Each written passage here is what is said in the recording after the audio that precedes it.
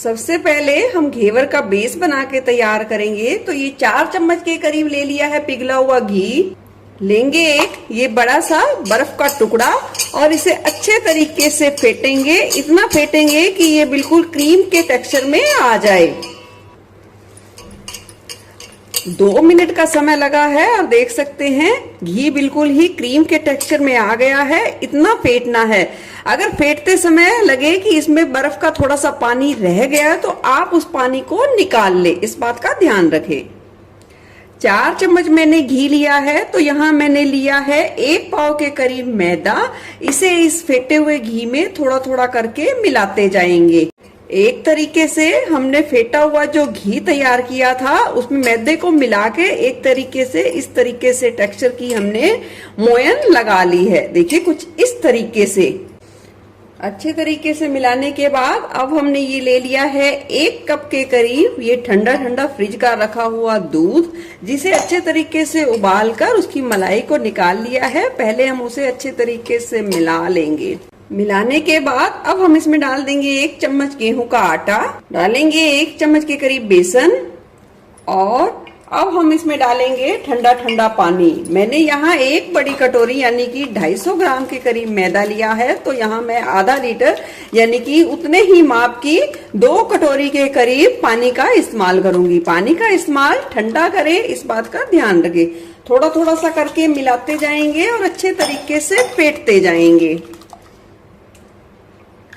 इस तरीके का घोल देखिए तैयार किया है, जिस तरीके से कढ़ी का घोल तैयार किया जाता है। पानी का इस्तेमाल आप थोड़ा सा ज्यादा बेशक कर सकते हैं, पर जितनी क्वांटिटी बताई है उससे कम बिल्कुल भी इस्तेमाल नहीं करना है। आप क्योंकि ठंडे पानी का इस्तेमाल किया है इसमें, तो इसमें थोड़े से रेशे हो सकते हैं। तो हम इसे छलनी की मदद से अच्छे तरीके से छान लेंगे और बिल्कुल रेशों को अलग निकाल लेंगे। अब घोल को अच्छे तरीके से छानकर हमने एक बर्तन में निकाल लिया है। डाल देंगे इसमें आधा नींबू का रस और इसे अच्छे तरीके से मिला देंगे। याद रखें जब आपको बनाना है तब ये बैटर बिल्कुल ही ठंडा होना चाहिए। अगर लगे आपको बनाने में समय है तो आप इसे फ्रिज में 1 से 2 घंटे के लिए ही सिर्फ रख सकते हैं। अब हमने यहाँ ले लिया है ये खुला बर्तन और उसमें डाल दिया है खूब सारा ठंडा पानी और खूब सारी बर्फ और तैयार किए हुए घोल के इस बर्तन को हम यहाँ इस ठंडे पानी में अच्छे तरीके से रख देंगे, यानी कि सेट कर देंगे। इससे क्या होगा कि जो घेवर का जो घोल का बैटर है वो ठंडा ही रहेगा। ठंडा रखना बहुत ज्यादा जरूरी है, तभी हलवाई की तरह बहुत ही अच्छे तरीके से जाली उभर कर आएगी घेवर की।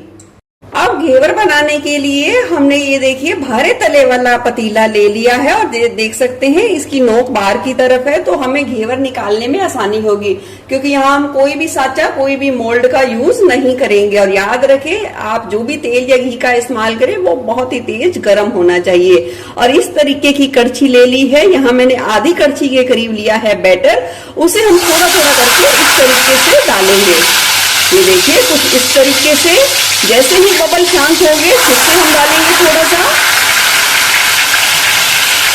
और जैसे ही बबल फिर से शांत होंगे हम फिर से थोड़ा सा डालेंगे।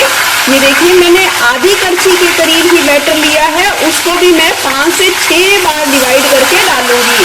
बैटर को ना ज्यादा ऊंचाई से डालना है और ना ही नीचे की तरफ करके डालना है, इस बात का आप ध्यान रखें। और थोड़ा थोड़ा करके डालना है, एकदम से नहीं डालना, इस बात का भी आप ध्यान रखें। और तेल का या घी का जिसकी चीज का आप इस्तेमाल करें उसका बहुत ज्यादा तेज गर्म होना बहुत ज्यादा जरूरी है। इसी तरीके से हम थोड़ा थोड़ा करके बैटर को डालते रहेंगे।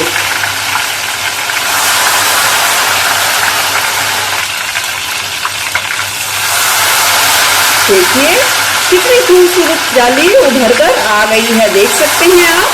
आपको कोई भी मेहनत नहीं करनी पड़ेगी, ये जाली खुद ब खुद बन जाएगी अगर आप सही माप से घोल को बना के तैयार करेंगे। याद रखें जितना मैदा लिया है उतना पानी का इस्तेमाल तो जरूर करना है। आप थोड़े पानी का इस्तेमाल को थोड़ा सा बढ़ा जरूर सकते हैं, पर घटाकर बिल्कुल भी नहीं यूज करना है। और पानी ठंडा इस्तेमाल करना है, दूध ठंडा इस्तेमाल करना है, इस बात का भी ध्यान रखें। अब ये देखिए हम इस तरीके से थोड़ा चम्मच की मदद से ये सर्कल सा बना लेंगे। ये देखिए, और ये देखिए कोई भी मेहनत नहीं करनी पड़ती, ये खुद ब खुद बन जाता है। फिर से हम इसी तरीके से रिपीट करते जाएंगे। बेस को जितना आपको मोटा बनाना है, कितना पतला बनाना है, वो टोटली आप अपने हिसाब से बना सकते हैं, जितने आप एडजस्ट कर पाए। अब देख सकते हैं फाइनल जाली कितनी बढ़िया बन के आई है। इस स्टेज पर आप गैस की फ्लेम को हल्का सा कम कर सकते हैं और लेंगे एक तेज धार वाला चाकू और इस तरीके से इसके किनारों को अच्छे तरीके से छुटा लेंगे ताकि आसानी से हम निकाल पाएं।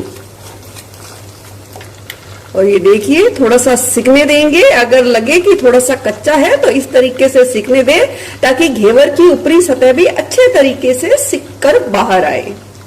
और अब हम इस तरीके से आसानी से निकाल लेंगे। ये देखिए बिल्कुल भी दिक्कत नहीं आई और बिल्कुल ही आसानी से हम निकाल पाए हैं। ये देख सकते हैं बिल्कुल मार्केट जैसे बनके तैयार हुआ है। इसी तरीके से सारे घेवर बनाकर तैयार करेंगे।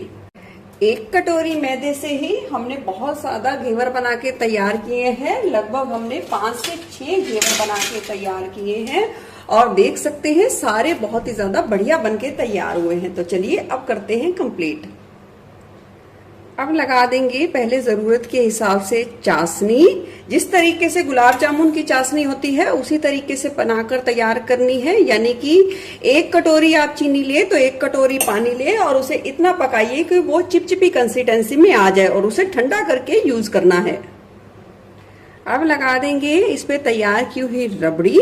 दूध को अच्छे तरीके से गाढ़ा करके जरूरत के हिसाब से आप इसमें मीठे का इस्तेमाल करें और फिर उसे भी ठंडा करके इसे अच्छे तरीके से लगा दीजिए। जिस तरीके की आपको लेयर पसंद हो उस हिसाब से ही आप लगा सकते हैं। लगा देंगे जरूरत के हिसाब से या अपने स्वाद के अनुसार कटे हुए ड्राई फ्रूट्स। तो चलिए घेवर हमारा देखिए बिल्कुल बनके तैयार है।